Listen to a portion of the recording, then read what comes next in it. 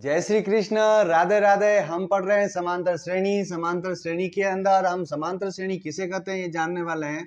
तो समांतर श्रेणी किसे कहते हैं देखिएगा। समांतर श्रेणी आपके पास में कोई जैसे पहाड़ है बताता हूँ मैं आपको। 2 4 6 8 10 12 14 2 4 6 8 10 12 14 गैप कितनी इसके बीच में? दो की गैप, दो की गैप, दो की गैप, दो की गैप, दो की गैप, यानी कि इसके बीच में गैप कितनी आ रही बच्चों? यहाँ पर गैप आ रही दो की। अर्थात ऐसी श्रेणियां जिनके बीच की जो संख्याएं होती है उनके बीच में समान अंतर होता है। क्या होता है? समान अंतर होता है। उसे हम क्या कहते हैं? समांतर श्रेणियां कहते हैं। जैसे कि आपकी गिनती 1 2 3 4 5 6 बीच में गैप कितनी? 1 1 की गैप है। कितनी है? 1 1 की गैप है। देखिएगा जैसे आपके सारे टेबल्स हो गए और यहाँ पर एक चीज और ले सकते हैं जैसे कि आपके पास में कोई 150 है। 150 में आपने 50 जोड़ा, कितना जोड़ा? 50, 200 हुआ। 200 में 50 जोड़ा, 250 हुआ। वापस 50 जोड़ा, 300 हुआ। इस प्रकार से इसके बीच में 50 50 की गैप है, यानी कि अंतर कितना है? 50 50 का यहाँ पर अंतर है। यानी कि ऐसी श्रेणियां, ऐसा कर्म, ऐसी सीरीज जिसके बीच में अंतर समान हो क्या कहलाता है? समांतर श्रेणियां कहलाती है। अब यहाँ पे जो समांतर श्रेणियां है इनके बीच में, समांतर श्रेणियों के बीच में कुछ चीजें मैं आपको बता रहा हूं, तो देखिएगा ध्यान से कि इन समांतर श्रेणियों को कैसे व्यक्त किया जाता है। मैंने माना इसका पहला पद a1 है, दूसरा a2 है, तीसरा a3 है, चौथा a4 है, पांचवा a5 है। इस प्रकार से आगे आगे चलते चलते यहाँ पर an पद है। कितने हैं? an पद है हमारे पास में। यहाँ पर जो a1 है, a1 को हम बोलेंगे प्रथम पद। कौन सा पद? प्रथम पद। इस प्रथम पद को a1 कहेंगे और इस a1 को हम ओनली a से भी डिनोट करते हैं, यानी किससे? a से। यहाँ पर जो n है, n यहाँ पर पदों की संख्या है। क्या है? पदों की संख्या। किसकी संख्या? पदों की संख्या। क्या है हमारे पास में? n है। वहीं पर जो an है, an अंतिम पद है। कौन सा पद है बच्चों? यहाँ पर an अंतिम पद है। कौन सा पद? अंतिम पद। और हमने यहाँ पर देखा था कि यहाँ पर जैसे हमारे पास में हमने टेबल लिखी थी 2 3 4, सॉरी मल्टीपल में हमने संख्या लिखी थी 5 6। यहाँ पर बीच में अंतर कितना था? 1 1 का अंतर था। यहाँ पर जो बीच में डिफरेंस है, अंतर है, उसे हम डी से डिनोट करते हैं। क्या करते हैं? डी से। और इसे सार्वंतर कहते हैं। क्या कहते हैं? सभी के बीच का अंतर, सार्वंतर। सभी के बीच का अंतर समान होता है, इसलिए इसको क्या कहा जाता है? सार्वंतर कहा जाता है। तो आप इसका स्क्रीनशॉट लीजिए, फिर हम चलते हैं नेक्स्ट आपकी अगली जो स्लाइड है उसकी ओर।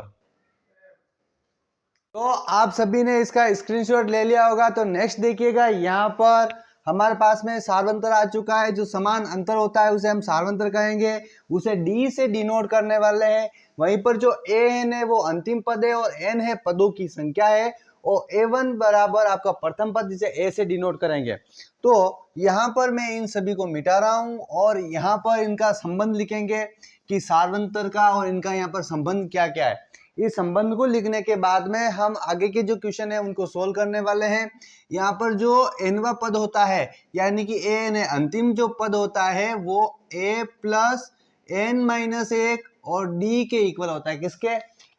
an बराबर a plus n minus 1 d के बराबर होता है। ये आपका क्या है? पहला सूत्र है इस प्रश्नावली के अंदर। जो दूसरा नेक्स्ट सूत्र है उसको मैं यहाँ पे लिख लेता हूं कि जो समांतर श्रेणियां होती है उन समांतर श्रेणियों का टोटल योग पूछा जाता है परीक्षा में।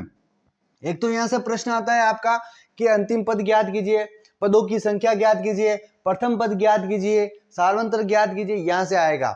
और एक क्वेश्चन आता है कि यहाँ पर पदों का यानी कि पदों का योग ज्ञात कीजिए। क्या कीजिए? योग ज्ञात कीजिए। जितने भी पद दे रखे हैं उन सभी का क्या ज्ञात करना है? योग ज्ञात करना है।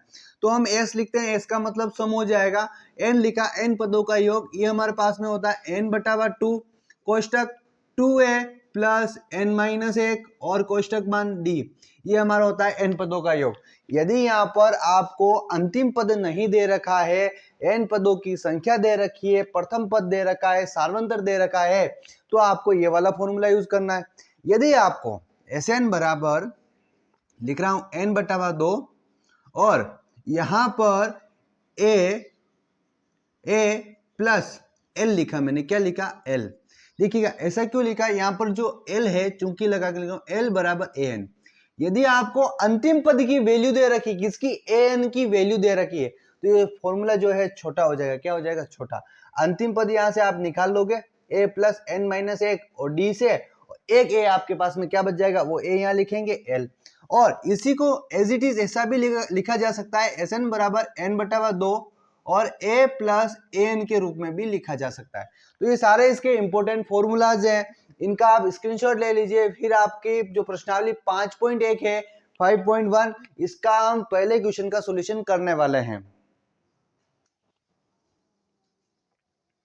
तो आप सभी ने इसका स्क्रीनशॉट ले लिया होगा। तो नेक्स्ट देखिएगा, जो आपका पहला प्रश्न है उसमें इसने पूछा है कि निम्न में से कौन कौन सी समांतर श्रेणियां हैं और कौन कौन सी नहीं, उसको कारण सहित बताना है। क्या बताना है, कारण सहित बताना है। तो ध्यान से देखिएगा, पहले प्रश्न में इसने कहा है प्रत्येक किलोमीटर पर, प्रत्येक किलोमीटर पर, किस पर, किलोमीटर पर टैक्सी किराया, किसका किराया, टैक्सी किराया, टैक्सी का जो किराया है वो कितना है, इसने कहा है टैक्सी का किराया 15 रुपए है। कितना है, 15 रुपए टैक्सी का किराया है।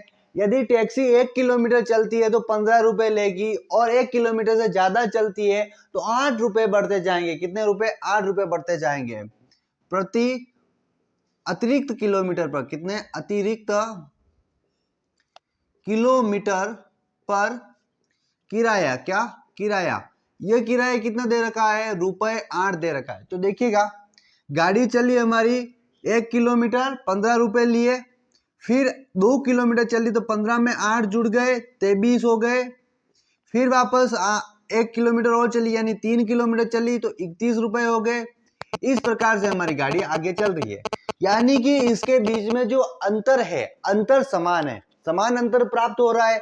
जब हमें समान अंतर प्राप्त होता है तो क्या होता है, समांतर श्रेणी होता है। हम लिखेंगे यह, हाँ यह समांतर श्रेणी है, समांतर श्रेणी है, क्योंकि क्योंकि क्योंकि यहां समान अंतर सार्वंतर डी है। क्या है, सार्वंतर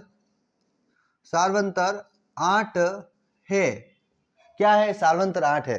तो नेक्स्ट क्वेश्चन हमें दे रखा है यहाँ पर, इसका पहला तो हो गया, ये समांतर श्रेणी है। दूसरा क्वेश्चन इसने कहा है कि एक बेलन है। क्या है, एक बेलन है, और उस बेलन का एक आयतन दे रखा है। क्या दे रखा है, बेलन का आयतन दे रखा है, और उस आयतन में से वायु आयतन दे रखा है, आयतन के रूप में हवा भरी हुई। क्या भरी हुई, हवा भरी हुई है, और उसके अंदर से हर बार 1/4 हवा निकाल ली जाती है, 1/4 चौथाई हवा निकाल ली जाती है हर बार।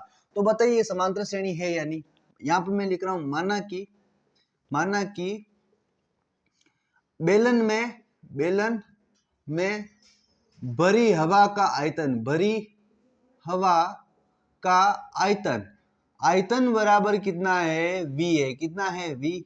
देखिएगा, निकाली गई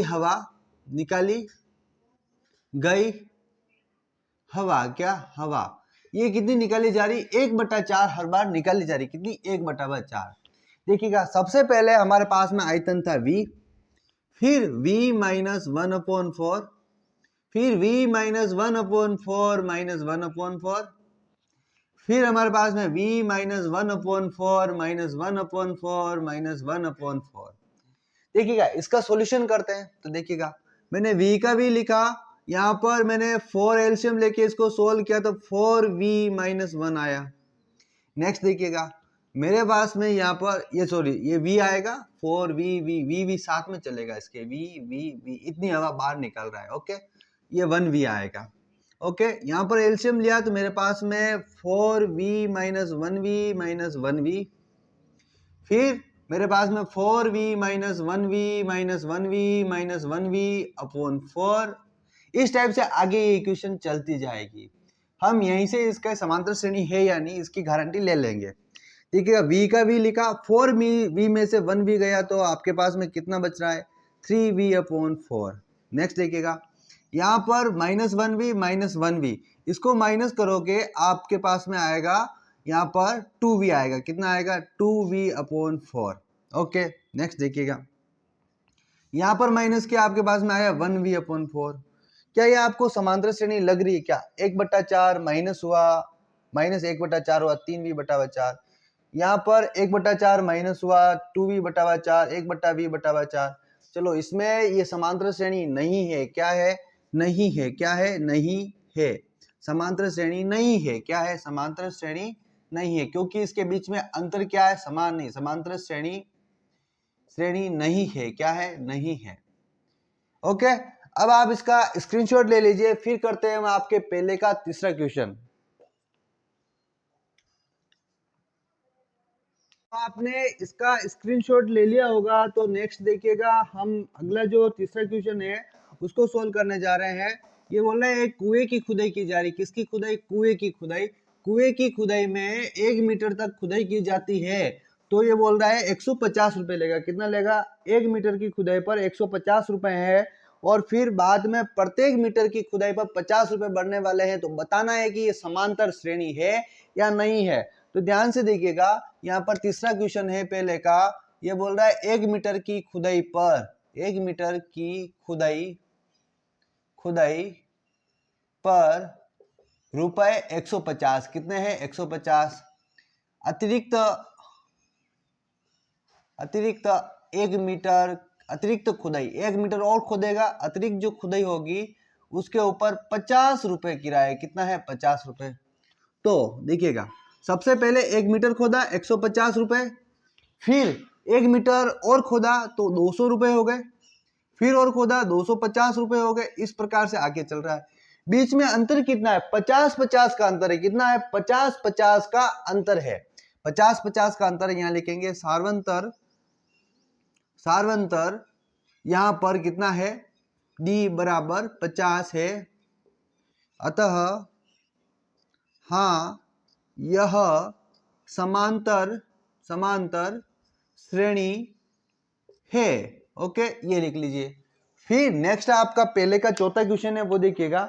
इसमें कहा है कि एक खाते के अंदर प्रत्येक वर्ष जो मिश्र धन है, जबकि उसने रुपए कितने जमा कराए? 10,000 रुपए जमा कराए, और 8% वार्षिक दर से चक्रवृद्धि ब्याज जमा की जाती है। देखिएगा, फोर्थ क्वेश्चन है। देखिएगा, मिश्र धन के बारे में बोल रहा है, तो फॉर्मूला आपका कौन सा लगेगा? P 1 + R/100, और ऊपर T इसकी पावर लग जाएगी। इस फॉर्मूले का इसके अंदर यूज करना है।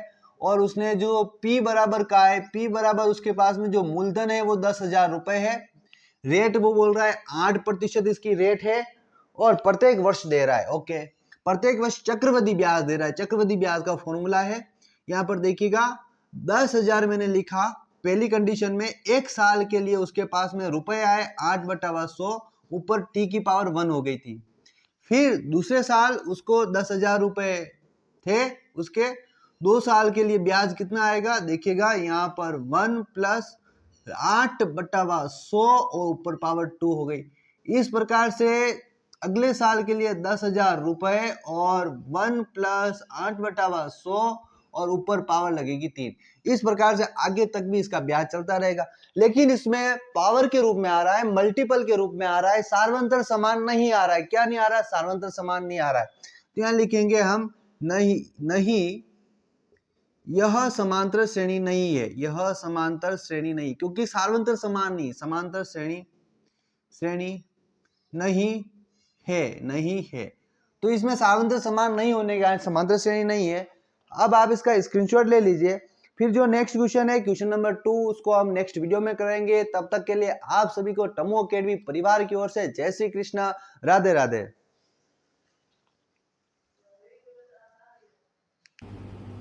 तामू अकेडमी को लाइक, शेयर और सब्सक्राइब करके अपनी यारी को मजबूत करें। अभी सब्सक्राइब करें और अपनी सफलता की दिशा में पहला कदम उठाएं।